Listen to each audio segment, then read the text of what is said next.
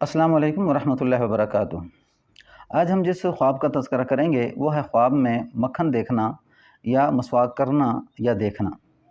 अगर आप चैनल पर नए हैं तो वीडियो शुरू करने से पहले चैनल को सब्सक्राइब कर दें, बेल आइकन के बटन को दबा दें ताकि आइंदा आने वाली वीडियो मेरी आप तक पहुँचती रहे। हज़रत इब्न सीरीन रहमतुल्लाह अलैह फरमाते हैं कि ख्वाब में मक्खन माल और हलाल नेमत पर दलील है। अगर देखें कि इसने मक्खन लिया है या इसको किसी ने दिया है और इसने खाया है तो दलील है कि इसी कदर माल हलाल पाएगा। हज़रत इब्राहीम करमानी रहमतुल्लाह अलैह फरमाते हैं कि ख्वाब में मक्खन खाना सच्ची गवाही देना है।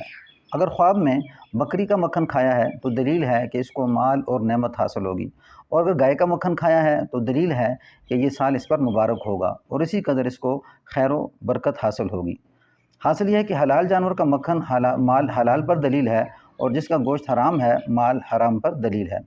हज़रत जाफ़र सादिक़ रहमतुल्लाह अलैह फरमाते हैं कि ख्वाब में मक्खन 4 वजह पर है: माल हलाल, सच्ची गवाही, इल्म व दानिश और गुनाह और मसीयत। मसवाक ख्वाब में हज़रत इब्न सीरीन रहमतुल्लाह फरमाते हैं कि देखे कि इसने मसवाक की है तो दलील है कि माल खिरात करेगा और इसमें कुछ स्वाब ना पाएगा। हज़रत जाबिर मग़रिबी रहमतुल्लाह अलैह फरमाते हैं अगर देखे कि इसने अगले दांतों में मसवाक की है तो दलील है कि भाइयों और बहनों से एहसान करेगा, और अगर देखे कि सब दांतों को मसवाक की है दलील है कि अपने तमाम ख्वाहिशों से नेकी करेगा, अच्छाई करेगा। अस्सलामु अलैकुम वरहमतुल्लाहि वबरकातुहू।